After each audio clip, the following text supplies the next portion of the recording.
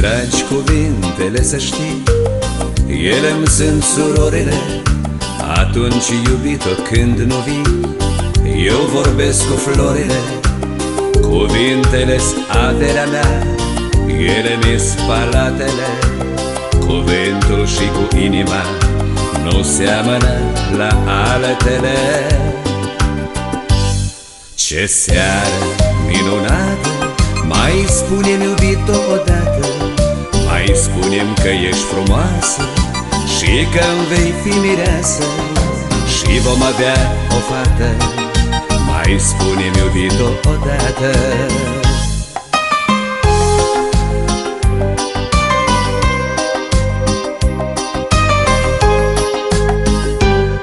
Mi-s dragi cuvintele, să știi, ele-mi sunt surorile. Atunci, iubito, când nu vii, eu vorbesc cu florile. Tăcerea nu mi-i dragă, nu mi-s dragi tăcerile. Atunci când uiți de mine tu, eu vorbesc cu stelele. Ce seară minunată, mai spune-mi, iubito, odată, mai spune-mi că ești frumoasă și că-mi vei fi mireasă și vom avea o fată. Mai spune-mi, iubito, odată.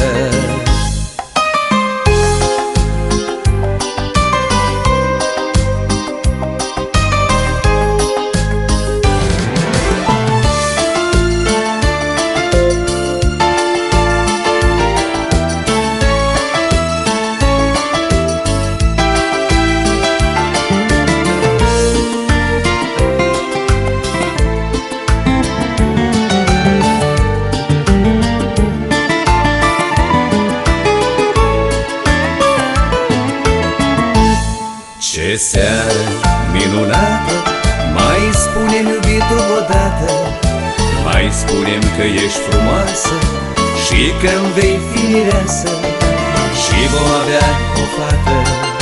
Mai spune-mi, iubito, odată. Ce seară minunată, mai spune-mi, iubito, odată, mai spune-mi că ești frumoasă și că-mi vei fi mireasă și vom avea o fată. Mai spune-mi, iubito, odată.